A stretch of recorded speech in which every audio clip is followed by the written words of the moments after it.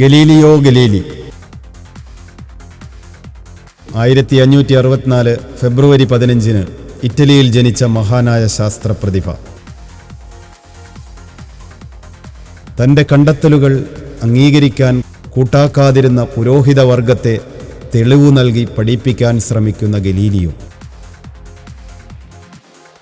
സ്വന്തമായി ടെലിസ്കോപ്പ് നിർമ്മിച്ച് ചന്ദ്രനിലുള്ള ഗർത്തങ്ങൾ വരെയും വരച്ചെടുത്ത പ്രതിഭാശാലി.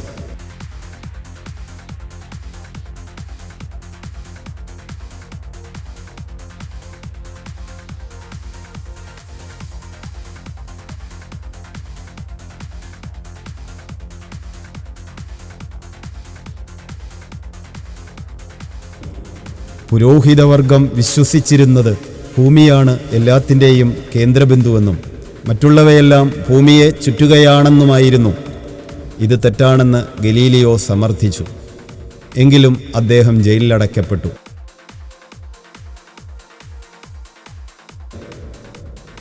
ചന്ദ്രനെ നോക്കി അക്കാലത്ത് ഗലീലിയോ വരച്ചെടുത്ത ചിത്രങ്ങൾ ആധുനിക കാലഘട്ടത്തിൽ നമ്മെ അത്ഭുതപ്പെടുത്തുന്നു. കാരണം അത്രമേൽ ശരിയായിരുന്നു അദ്ദേഹത്തിൻ്റെ നിരീക്ഷണം. ആധുനിക ഭൗതികശാസ്ത്രത്തിൻ്റെ പിതാവെന്നും അറിയപ്പെടുന്നു. 1610 കാലഘട്ടത്തിൽ ആദ്യമായി ജൂപ്പിറ്റർ, സാറ്റേൺ, നെപ്റ്റ്യൂൺ, യുറാനസ് എന്നീ ഗ്രഹങ്ങളെ നിരീക്ഷിക്കുകയും ഭൂമിയെപ്പോലെ ഈ ഗ്രഹങ്ങളും സൂര്യനെയാണ് ചുറ്റുന്നതെന്നും ലോകത്തെ പഠിപ്പിച്ച ഒബ്സർവേഷണൽ ആസ്ട്രോണമിയുടെ പിതാവായിരുന്നു ഗലീലിയോ.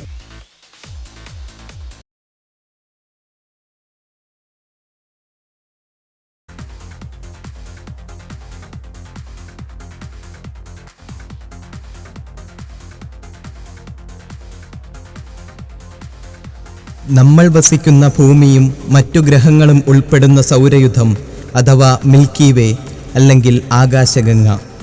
ഭൂമിയും മറ്റു ഗ്രഹങ്ങളും എങ്ങനെയാണ് സൂര്യന് ചുറ്റും വലം വയ്ക്കുന്നതെന്ന് നമുക്ക് കാണാം.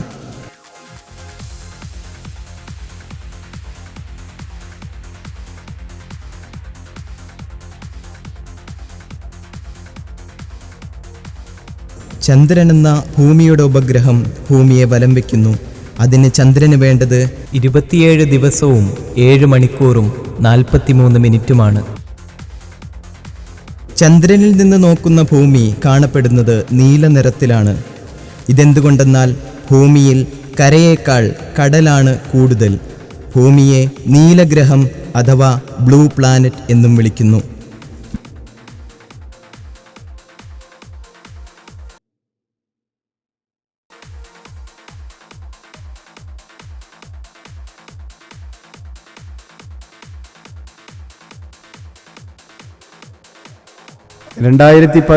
ജൂലൈ ചന്ദ്രൻ്റെ വിവിധ ദൃശ്യങ്ങൾ. 1959 സെപ്റ്റംബർ 13 സോവിയറ്റ് യൂണിയൻ വിക്ഷേപിച്ച ലൂണ 3 എന്ന പേടകം ചന്ദ്രനിൽ വിജയകരമായി ഇറങ്ങി. ഒരു ഉപഗ്രഹത്തിൽ ഇറങ്ങിയ ആദ്യ മനുഷ്യനിർമ്മിത വസ്തുവായി ലൂണ 2 മാറിയതും ചരിത്രം സാക്ഷ്യം വഹിച്ചു.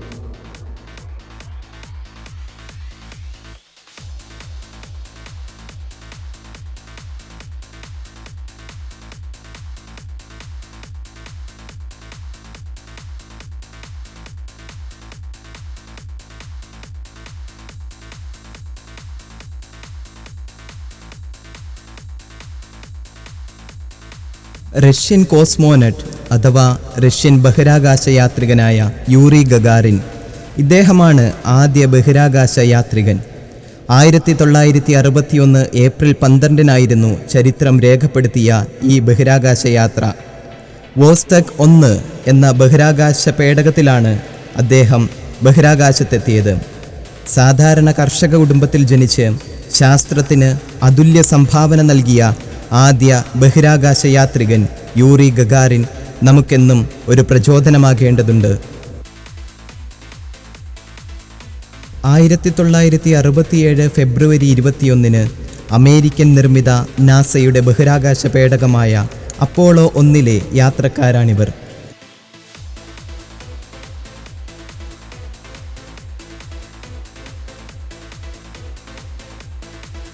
Virgil Grissom, Edward White, Roger B കേറ്റി എന്നീ യാത്രികരുടെ ലക്ഷ്യസ്ഥാനം ചന്ദ്രനിലിറങ്ങുക എന്നതായിരുന്നു. എന്നാൽ അപ്പോളോ 1 ആദ്യ ചന്ദ്രയാത്രാ ദൗത്യം പരാജയപ്പെട്ടു. പേടകത്തോടൊപ്പം യാത്രികരും ഓർമ്മയായി.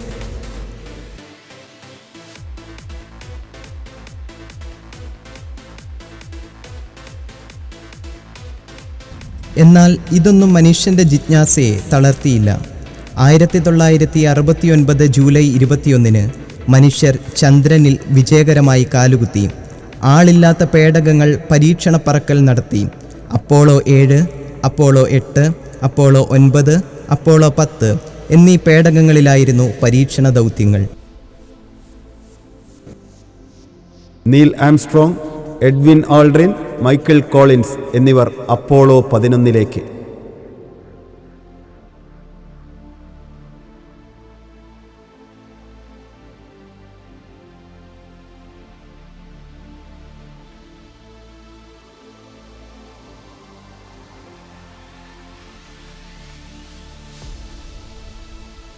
അങ്ങനെ അപ്പോളോ 11 1969 ജൂലൈ 16 അമേരിക്കയിലെ കെന്നഡി എൽസിയിൽ നിന്നും പറന്നുയർന്നു.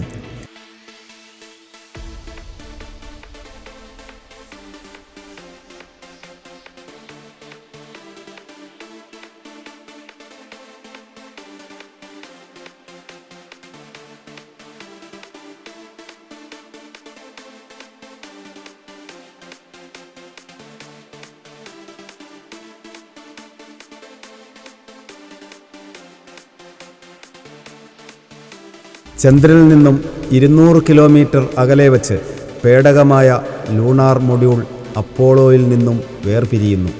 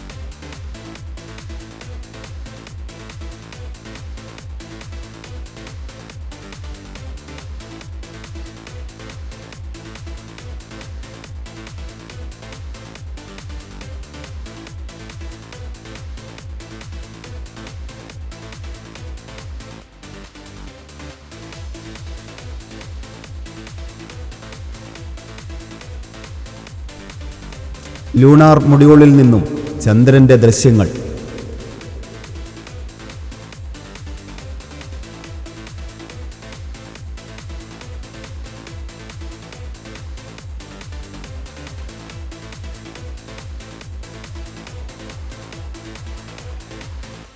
ലൂണാർ മൊഡ്യൂൾ ചന്ദ്രനിൽ ഇറങ്ങുന്നു.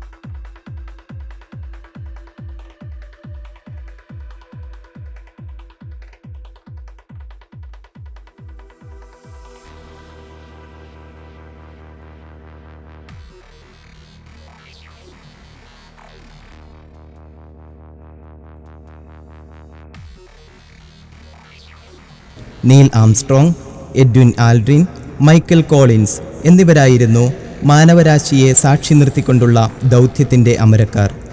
ഇതിൽ ആദ്യമായി ചന്ദ്രനിൽ കാലുകുത്താൻ ഭാഗ്യമുണ്ടായത് നീൽ ആംസ്ട്രോങ്ങിനായിരുന്നു.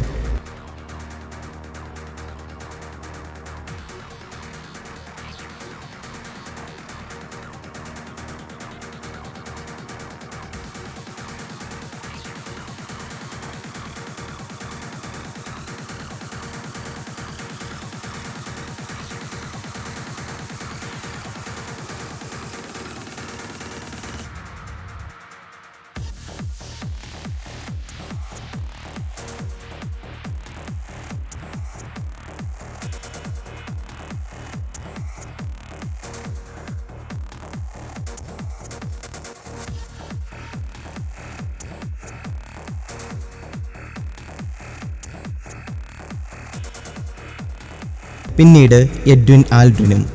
ആദ്യമായി ചന്ദ്രനിൽ കാലുകുത്തിയ നീൽ ആംസ്ട്രോങ്ങിൻ്റെ വാചകങ്ങൾ one small step for man, one giant leap for mankind.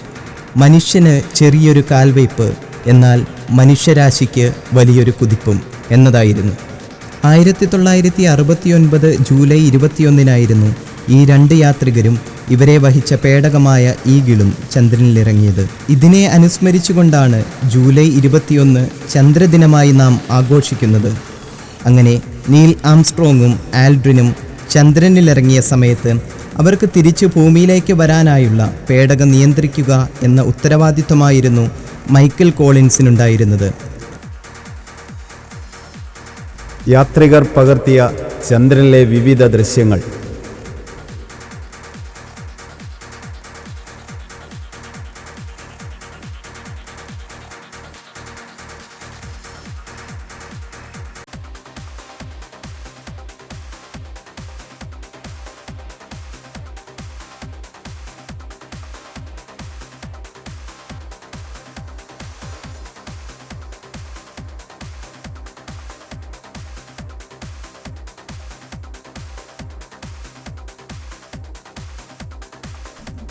യാത്രികർ ചന്ദ്രനിൽ നിന്നും മണ്ണും പാറക്കഷ്ണങ്ങളും ശേഖരിക്കുന്നു.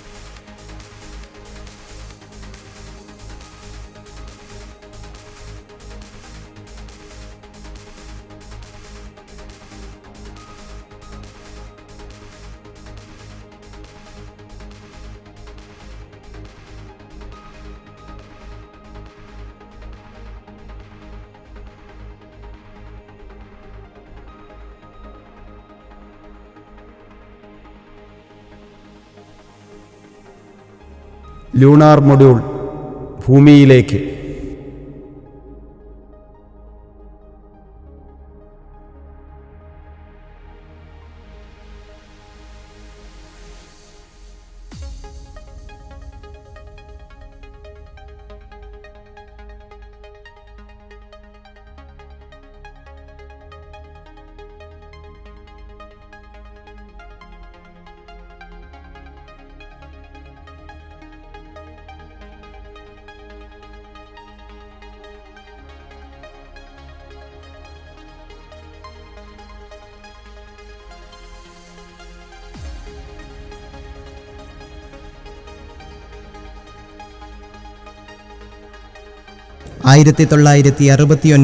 ജൂലൈ 24 ഉത്തര പസഫിക് സമുദ്രത്തിൽ തിരിച്ചിറങ്ങുന്നു.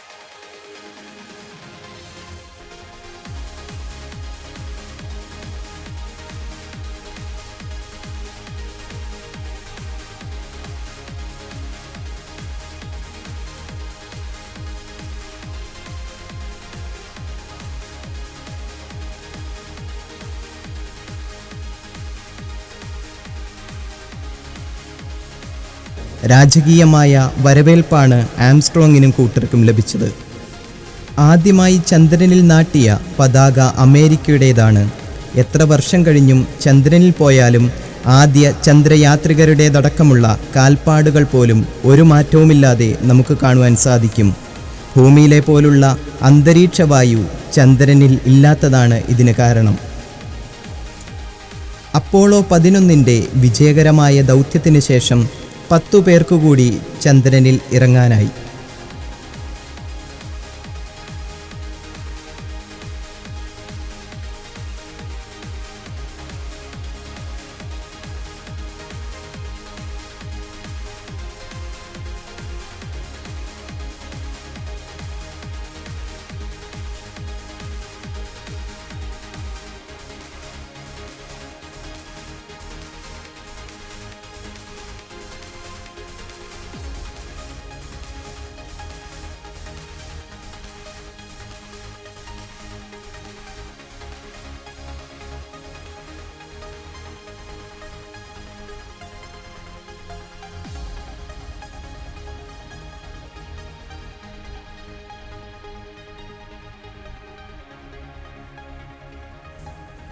ചന്ദ്രനിലെത്തിയ അപ്പോളോ 17 യാത്രികനായ യൂജിൻ സെർനൻ ഉപയോഗിച്ച വാഹനമാണ് റോവർ.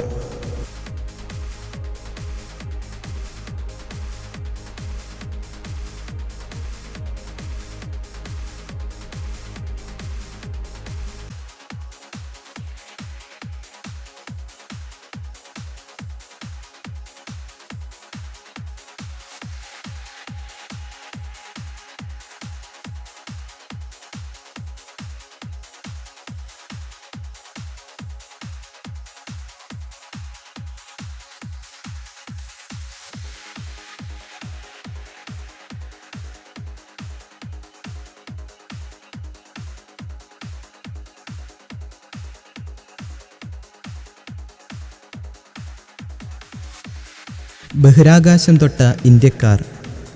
ഭാരതത്തിൻ്റെ അഭിമാനം ബഹിരാകാശത്തോളം ഉയർത്തിയ 2 പേരുകളുണ്ട്, രാകേഷ് ശർമ്മയും കൽപ്പന ചൗളയും. എന്നാൽ ഇന്ത്യയിൽ നിന്നല്ല ഇവർ ബഹിരാകാശത്തെത്തിയത്. ആദ്യമായി ബഹിരാകാശത്തെത്തിയ ഇന്ത്യൻ സഞ്ചാരി രാകേഷ് ശർമ്മയാണ്. 1984 ഏപ്രിൽ മാസം ഇദ്ദേഹം ബഹിരാകാശത്തെത്തി. റഷ്യൻ നിർമ്മിത റോക്കറ്റായ T-11 എന്ന പേടകത്തിലായിരുന്നു സ്ക്വാഡ്രൺ ലീഡർ രാകേഷ് ശർമ്മയുടെ യാത്ര.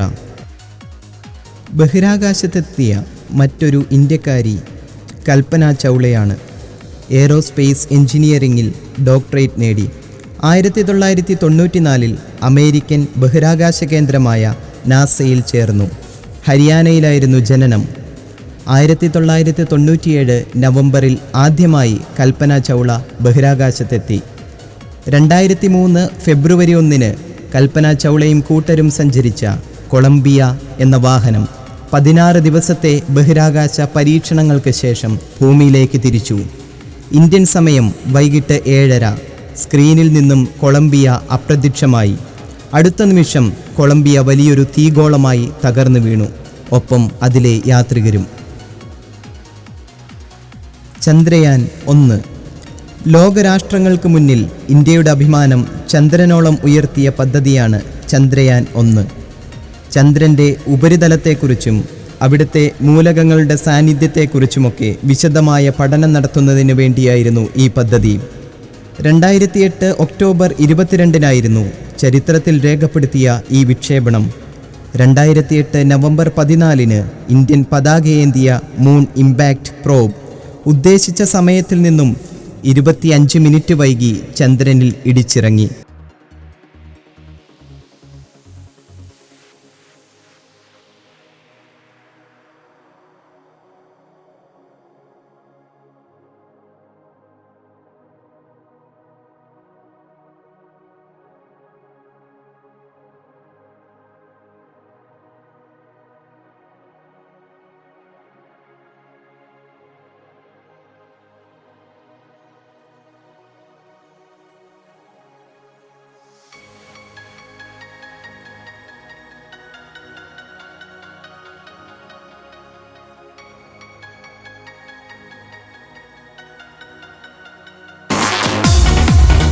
ചന്ദ്രയാന്റെ ലക്ഷ്യം പൂർത്തീകരിച്ച ഇന്ത്യയുടെ അടുത്ത കാൽവെപ്പ്.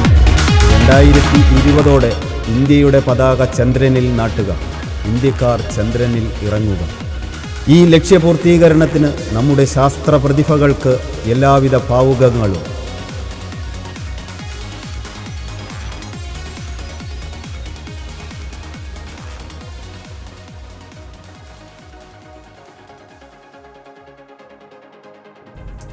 പണ്ടുപണ്ട് ഗ്രീസിൽ ഡീഡാലിസ് എന്നൊരു ശില്പിയുണ്ടായിരുന്നു. ഡീഡാലിസിന്റെ മകനാണ് ഇക്കാറസ്. ഒരിക്കൽ രണ്ടുപേരും മിനോസ് എന്ന രാജാവിൻ്റെ തടവിലായി. ഒരു കൊച്ചു ദ്വീപിലായിരുന്നു തടവറ. രക്ഷപ്പെടുവാനായി അവർക്കൊരു സൂത്രം തോന്നി.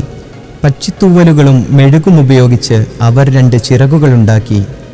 എന്നിട്ട് കടലിന് മുകളിലൂടെ പറന്നു. ആവേശം കൊണ്ട് ഇക്കാറസ് കൂടുതൽ ഉയരത്തിൽ സൂര്യനടുത്തേക്ക് പറന്നു. ഒടുവിൽ ചൂടേറ്റ് മെഴുക് ഉരുകി. ചിറകുകളേറ്റ് ഇക്കാറസ് കടലിൽ വീണു. ഗ്രീക്ക് പുരാണത്തിലെ ഒരു കഥയാണിത്. പറക്കാൻ മോഹിച്ച് പരാജയപ്പെട്ടവരുടെ കഥകൾ പിൻതലമുറകളെ തളർത്തിയില്ല, മറിച്ച് അവരുടെ ചിന്തകൾ ആകാശത്തോളം ഉയർന്നു. അങ്ങനെ 1903 റൈറ്റ് സഹോദരന്മാർ വിജയകരമായ ആദ്യ വിമാനയാത്ര നടത്തി. വായുവിനേക്കാൾ ഭാരമുള്ള ഒരു യന്ത്രത്തിൻ്റെ ആദ്യ പറക്കൽ. കൂട്ടുകാരെ, ഇന്നത്തെ പോലെ സാങ്കേതിക വിദ്യ അത്രയൊന്നും വളർന്നിട്ടില്ലായിരുന്ന കാലഘട്ടത്തിലായിരുന്നു മനുഷ്യർ ചന്ദ്രനിലിറങ്ങിയത്. എന്നാൽ ഇന്നിതാ കാലം മാറി, സാങ്കേതികത്വം വികസിച്ചു, അവസരങ്ങളെമ്പാടുമുണ്ട്. അവസരങ്ങളെ നാം തേടിപ്പോകണം. അതിനുവേണ്ടി ഉത്സാഹത്തോടെ നല്ല ചിന്തകൾക്ക് വേണ്ടി പരിശ്രമിക്കണം. നല്ല സ്വപ്നങ്ങളും ചിന്തകളും നമ്മെ നേട്ടത്തിലേക്ക് എത്തിക്കും. അതിനുവേണ്ടി നിങ്ങളിൽ ഒളിഞ്ഞിരിക്കുന്ന ശാസ്ത്രീയ ചിന്തയെ വളർത്തുക, പുസ്തക വായന ശീലമാക്കുക. എങ്കിൽ നമുക്കും നാളെയുടെ ചരിത്രത്തിൽ മനുഷ്യരാശിക്ക് നേട്ടങ്ങൾ തരുവാൻ കഴിയുന്ന ശാസ്ത്ര പ്രതിഭകളാകാം. നാളെയുടെ തങ്കലിപികളിൽ നമ്മുടെ പേരും രേഖപ്പെടുത്തുവാനുള്ള ഒരിടം ചരിത്രത്തിൻ്റെ താളുകളിൽ ഉണ്ടാകട്ടെ.